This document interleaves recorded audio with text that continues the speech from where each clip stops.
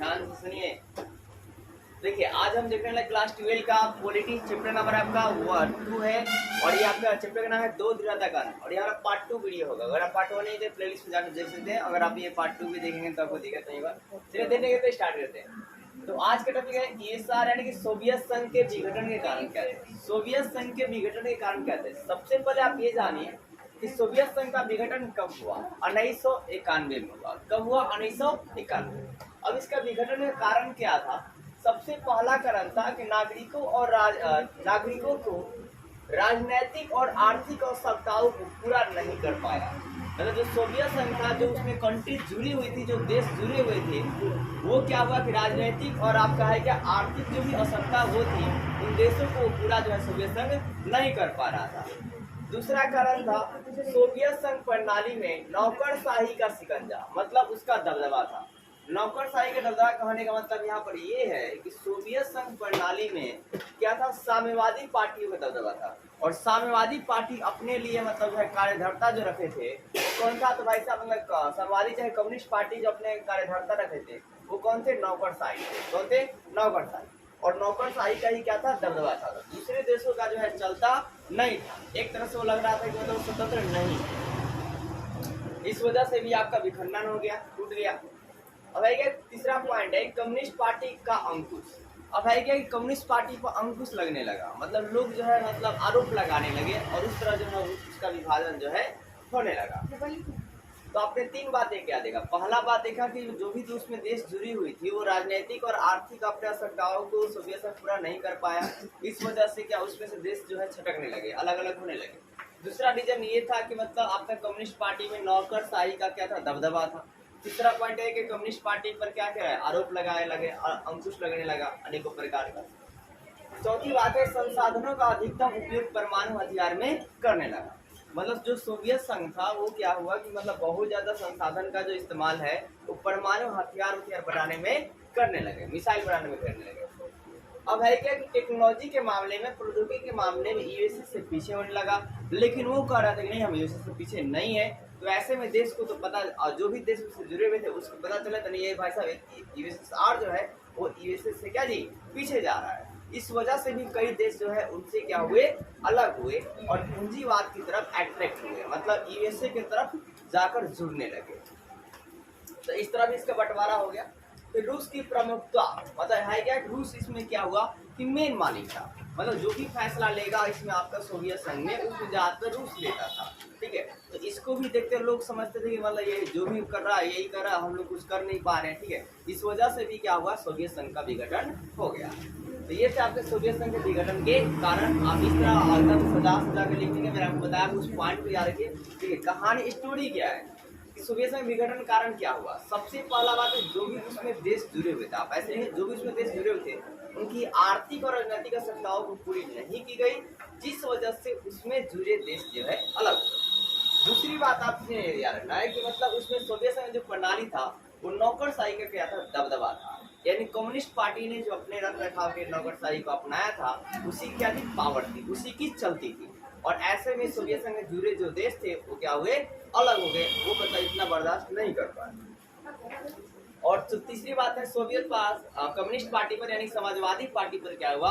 आरोप लगाया जाने लगा कि मतलब पार्टी अच्छी नहीं है। ठीक है, और इस तरह उनसे क्या लोग जो है अलग अलग होने लगे।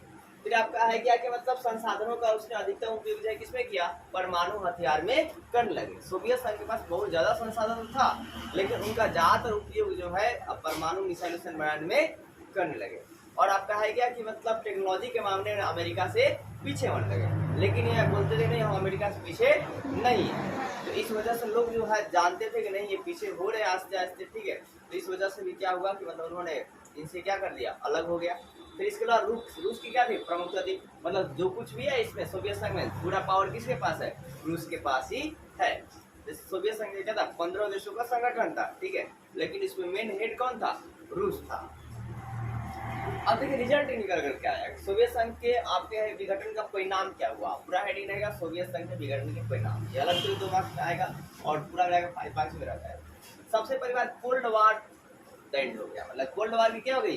समाप्ति। तो पहले चैप्टर में आपको पढ़ाया था कोल्ड वार यूज का, दो वो क्या हो गया दोस्तों? समाप्त हो गया। 1991 में समाप्त हो गया।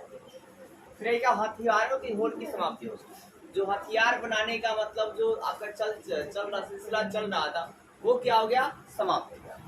दूसरी बात, विचारधाराओं की लड़ाई भी क्या होगी, मतलब जो विचारधारा की लड़ाई होगी, मतलब कोई पूंजीवाद की तरफ जाएगा, कोई समाजवाद की तरफ जाएगा, ये लड़ाई क्या हो गया, खत्म हो गया।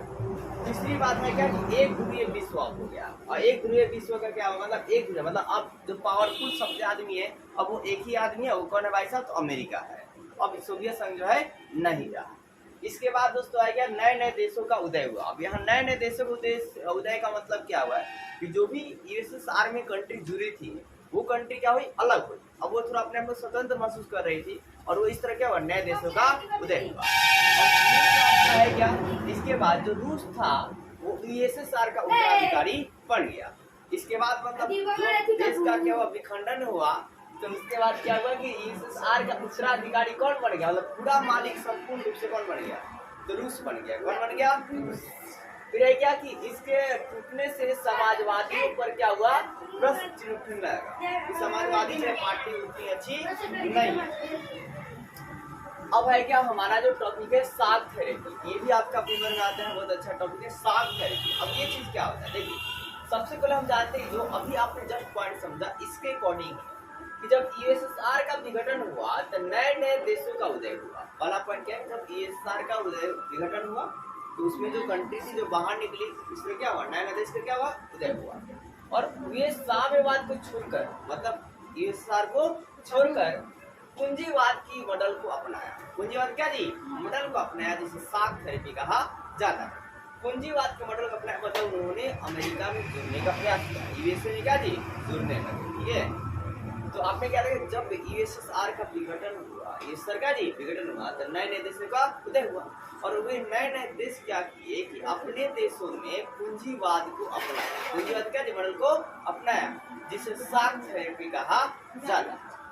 अब शाक थेरेपी का अर्थ क्या होता है कि आघात पहुंचाकर उपचार करना। आघात पहुंचा क्या जी, उपचार करना। पहले छोड़ दो सर, उसके बाद फिर हम पट्टी करते। ठीक है, ये होती है। अब देखो क्या विशेषता, क्या जी, विशेषता। तो शाक थेरेपी का विशेषता क्या है, सबसे पहली बात है निजी स्वामित्व। क्या जी, निजी स्वामित्व। जो कुछ भी रहेगा सब चीज प्राइवेट रहेगा। क्या रहेगा, प्राइवेट। निजी मतलब क्या होता है, प्राइवेट। ठीक है, मतलब पर्सनली आप जो भी करना चाहे आप कोई भी काम कर सकते। दूसरी बात, राज्यों की संपदा का निजीकरण, मतलब राज्य में जो संपत्ति है ना उन सभी का क्या किया जाएगा, निजीकरण किया जाएगा, प्राइवेटाइजेशन किया जाएगा। कोई भी चीजें सरकारी नहीं रहेगी। जैसे राज्य सरकार आपके पास होती है ना, तो राज्य सरकार अपने तहत अनुसार फैसला लेती है, जो कुछ भी करना है करती है। लेकिन यहाँ पर वैसा नहीं रहेगा। जो कुछ भी पावर वो रहेगा वो एक प्राइवेट आदमी के पास ही रहेगा। अब है क्या, सामूहिक फर्मा की जगह निजी फर्मा। सामूहिक जो फर्मा चलाए जाते थे ना पहले, मतलब जो कुछ फर्मा, मतलब कोई भी खेती भी करना था, चाहे किसानी भी करना था, ठीक है, चाहे मुर्गी पालन भी करना होता था, तो सामूहिक रूप से करते थे। ठीक है, और उसमें एक आदमी का जो है इन्वेस्ट जो है नहीं होता था, बहुत लोग मिलकर करते थे। ठीक है, और वो सरकारी रूप से होता था। लेकिन अब यहाँ जो फर्मा भी चलेगा वो निजी फर्मा चलेगा। निजी फर्मा मतलब आपका पर्सनल फर्मा रहेगा। आप उसमें 10 का पालो चाहे 100 का पालो, से कोई दिक्कत नहीं है। आपकी आमदनी आपके पास ही रहेगी। अब है क्या, मुक्त व्यापार व्यवस्था को अपनाना। शाक थेरेपी का विशेषता क्या है, मुक्त व्यापार व्यवस्था क्या जी, अपनाएगा। मतलब है क्या, एक देश में और दूसरे देश में आप आसानी से व्यापार जो है कर सकते हैं।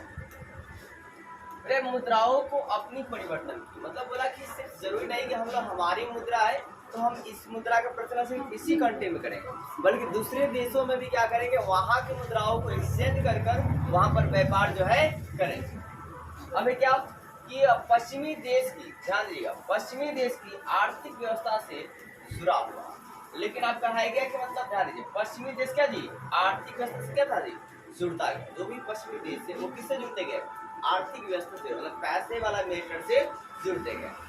और पूंजीवाद के अतिरिक्त किसी भी वैकल्पिक व्यवस्था को स्वीकार नहीं किया। सबसे बड़ी जो दिक्कत वाली बात थी आई लास्ट में शाक थेरेपी की, कि क्या हुआ भाई साहब, पूंजीवाद के अतिरिक्त किसी भी वैकल्पिक व्यवस्था को स्वीकार नहीं किया गया। मतलब जो भी देश यूएसएसआर से मतलब अलग हुए और वो जाकर यूएसए में जुड़े, उनको ये सब तो अच्छा लगा, लेकिन लास्ट में क्या चीज कर रहा है कि वो आपका पूंजीवाद के अतिरिक्त किसी व्यवस्था को एक्सेप्ट नहीं कर सकते हैं। ठीक है ना, स्वीकार नहीं करेंगे। और इसी वजह से इनको क्या हुआ दिक्कत, जो भी देश इनमें जुड़ी हुई थी उनको दिक्कतें होगा। देखा दिक्कत क्यों हुई, हुआ ये कि जो भी इसमें कंट्री जुड़ी हुई थी उसमें यूएसए ने अपना मतलब मॉडल अपना कर उसको निजी स्वामित्व बताकर उस पर आपका हस्ताक्षर करवाकर अनेकों संसाधनों को यूएसए ने लूटा, ठीक है। और लूटा तो जब इनकी जो है क्या जो भी देश जुड़े थे तो मतलब फिर इनको भी महसूस हुआ फील हुआ कि नहीं मतलब हमारे लिए यूएसए आज ही सही था।